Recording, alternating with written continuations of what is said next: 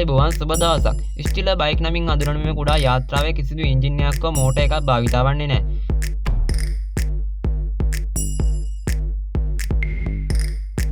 ඒ වෙනුවට අප ගොඩබිම් බයිසිකලයක් පදින ආකාරයට මේ ජලය මතුවට පැදගෙන යාමේ හැකියාව පවතිනවා.